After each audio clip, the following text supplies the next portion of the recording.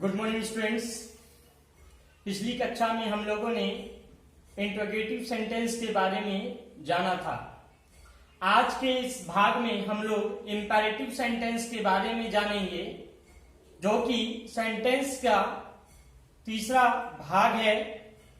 और एक्चुअल में यह जो है एक ऐसा पार्ट है जो बिना सब्जेक्ट का होता है, और इसके अलावा क्या क्या इसकी विशेषताएं हैं हम उनके बारे में पढ़ेंगे। इनका यूज क्या क्या है उसके बारे में। Edification.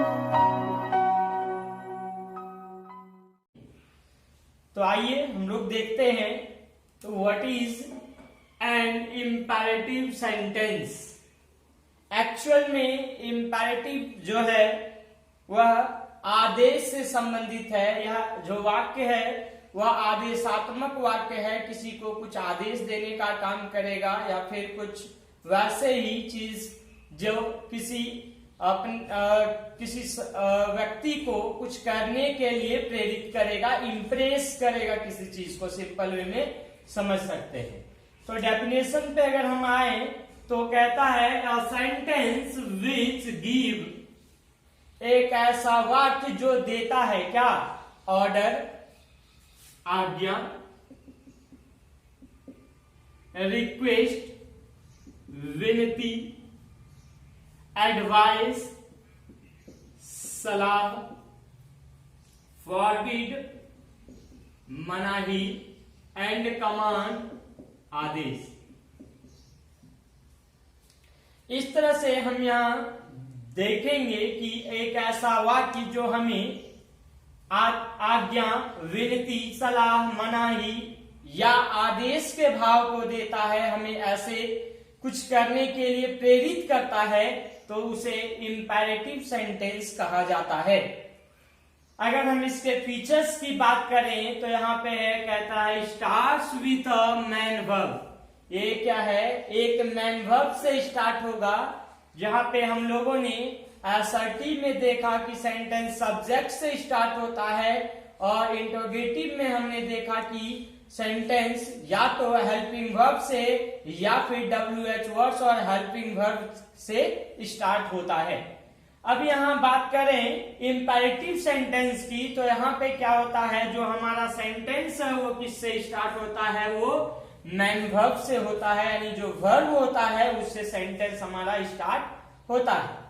दूसरे कंडीशन में हम देखें तो नेक्स्ट पॉइंट कहता है followed by a subject, followed by a object. किसी ऑब्जेक्ट के द्वारा या प्रेडिकेट के द्वारा या क्या होगा, फॉलो किया जाएगा, यानी मैन वर्ब के बाद ऑब्जेक्ट का प्रयोग हम लोग करेंगे। नेक्स्ट जो पॉइंट है वह है सब्जेक्ट्स आर एब्सेंट। जो सब्जेक्ट्स है वह क्या होगा, इस ऐसे सेंटेंस में एब्सेंट रहेगा, वह जो है दिखेगा नहीं। कुछ वाक्यों में, अधिकांश वाक्यों में हम अंडरस्टूड कर लेते हैं सब्जेक्ट को समझ पाते हैं कि हाँ किसकी ओर इशारा कर रहा है, तो उसका जो है, लेकिन एग्जैक्टली जो है सब्जेक्ट का कहीं प्रयोग होता नहीं है इंपैरेटिव सेंटेंस में। एंड नेक्स्ट वन पॉइंट है ends with a full stop, और यह क्या है, एक फुल स्टॉप मार्क से इंड होता है। असर्टिव भी आपका फुल स्टॉप से इंड होता है, इंट्रोगेटिव क्वेश्चन मार्क से इंड होता है।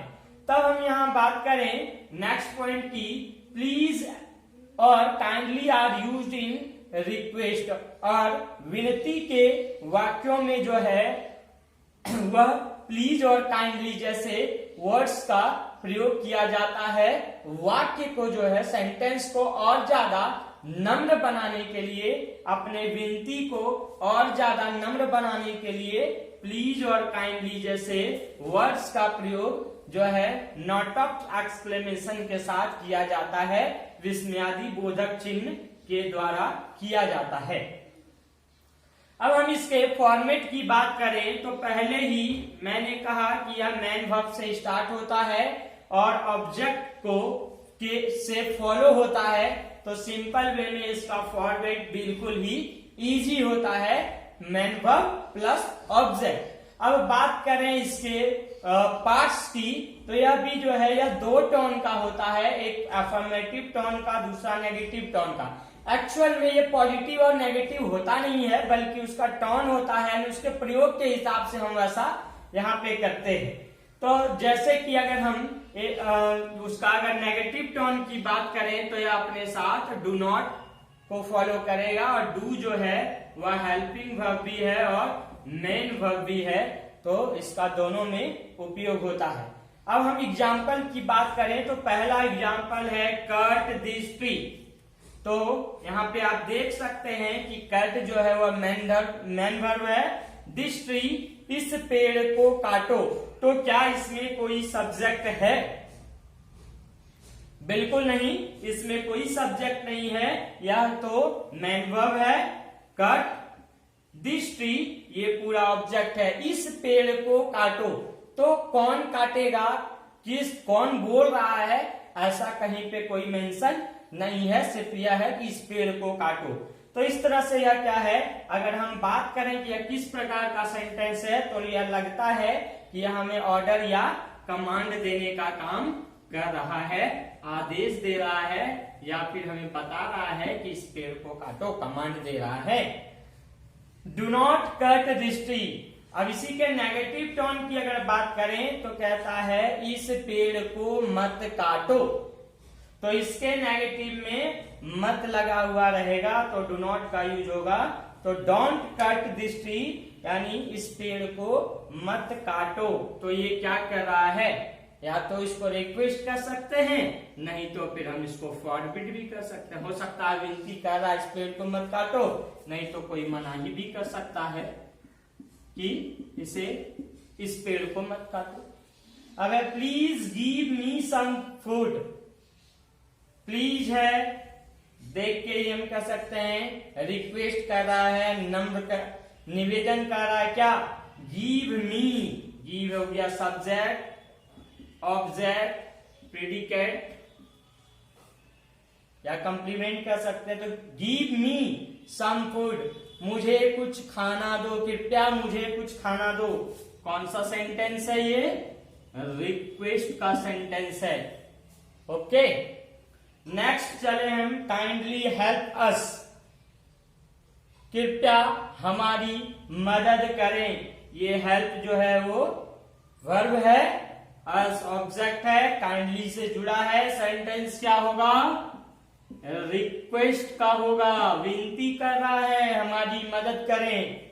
नेक्स्ट हमने टेक मेडिसिन एट टाइम, समय पर दवा लो, यानी समय पर हमें अपनी दवाई खानी चाहिए ताकि हमारा स्वास्थ्य अच्छा हो।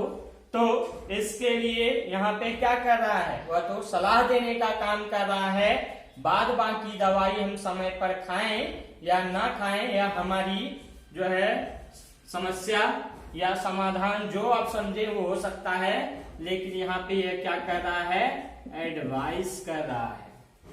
ठीक है, अब आगे चलते हैं। क्लोज द डोर, दरवाजा बंद करो। क्या कर रहा है? कमांड दे रहा है या ऑर्डर, दरवाजा बंद करो। स्टैंड अप, खड़े हो जाओ। क्या है? ऑर्डर कह सकते हैं हम इसको, या कमांड के अंतर्गत भी रख सकते हैं। तो यहाँ पे हम लोगों ने देखा कि सेंटेंस इंपैरेटिव क्या है, एक ऐसा सेंटेंस जो रेगुलर बेसिस पे हम लोग जो है अपने डेली लाइफ में इसका यूज करते हैं, किसी को कुछ कहने के लिए, किसी से कुछ मांगने के लिए, या किसी से कुछ काम कहने के लिए।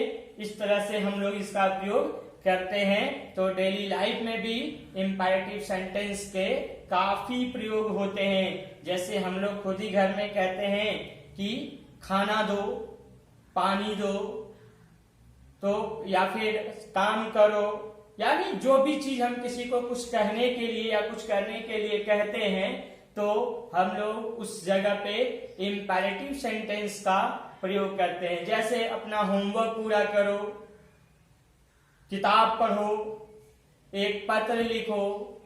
इस तरह से जो है हम कुछ भी सेंटेंस जब बोलते हैं तो वो इंपैरेटिव सेंटेंस कहलाता है, हमें कुछ करने के लिए प्रेरित करता है।